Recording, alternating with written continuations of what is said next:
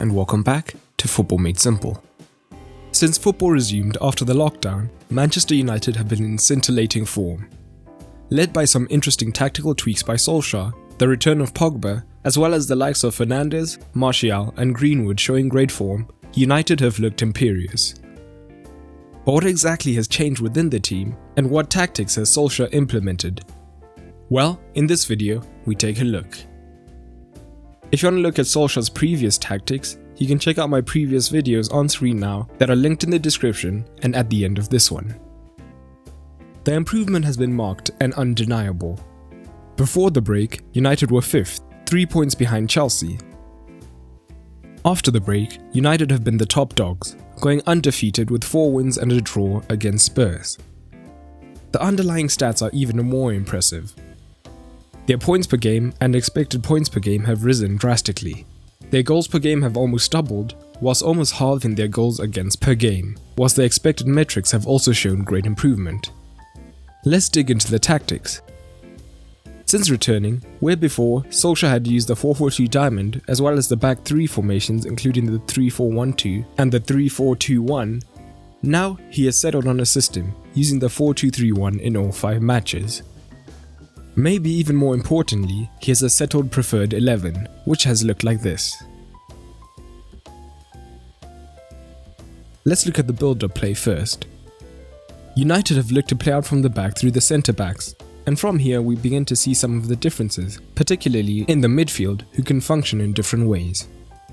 With Pogba back fit and firing, United now have a player who can handle all the deep playmaking responsibilities, such as ball progression. This is a comparison to when the duo was two of Fred, McTominay and Matic, and were much more static in these areas. Now, this frees Matic to drop into the defensive line to bring the ball out of the back, and his average passes per game have risen, as he has more responsibility from deep. The use of the back 3 gives United more coverage across the pitch, which then allows Wan-Bissaka and Shaw to push much higher up the pitch than before. Both Rashford and Greenwood can stick out on the flanks where needed, but both are much happier as inside forwards, and the fullbacks pushing high up allows them to move inside, which can then allow Fernandes to drop back into the midfield alongside Pogba. So, from deep positions, United have options. They could progress the ball up the pitch to the fullbacks, and crucially the inside forwards cause the opposition to tuck in, giving Shaw and Wan-Bissaka a lot more room. As a result, the fullbacks are a much bigger attacking threat than before. And Shaw in particular now has more crosses per game, dribbles, key passes, whilst Wan-Bissaka has more crosses. The new double pivot also benefits from this in a few crucial ways. Fernandes was also excelling before Pogba came back in, however, it's easy to see a situation where having one main creator would have eventually seen teams begin picking him up more effectively. But now, 2 genuine creators means that they are much more difficult to pick up, and as a result has seen more of the ball, albeit very slightly, with more passes per game, carries and being a pass target more often. Having 2 elite midfielders, as well as several pass targets ahead of them, has seen a big jump in United's opposition passes per defensive action, or how many passes they complete in the opposition's half before the move breaks down, which has doubled as they keep better possession. It has also been easier for Rashford and Martial to thrive, and they formed a good partnership. Martial plays through the centre and enjoys freedom of movement, whether that's moving to the flanks or more commonly dropping deep. Rashford is more dependent on using his pace, so at times this opens up room for Rashford to make the run into the space left behind to either get on the ball or give Martial the room to turn in the deeper regions. If they both stay high, they can constantly rotate positions to put the defense on the back foot, and the close proximity of this makeshift front 5 means that short passes can open up the opposition. Another variation in possession is that at times Luke Shaw tucks into the midfield as an inverted fullback. This is usually to try and isolate Rashford 1 versus 1 with the fullback out wide to try and utilize his dribbling and pace against the man. This can be seen as Luke Shaw now has many more progressive passes per game. This then often frees up Fernandes to push higher up to try and create the wide overload with Rashford to eventually create the chance. Having this many goal threats also creates space on the inside right channel, often for Greenwood, who when found can get his shot away. But the midfield can also function with Matic alongside Pogba in these deeper regions, whilst Fernandes higher up drifts across the entire pitch. Their fluidity means that Pogba can either be alongside Matic or push higher up to be alongside Fernandes, although the shape usually looks like this. In these cases, United may be more conservative with the fullbacks, pushing one higher up at a time with the respective winger providing the width if they instead sit deep.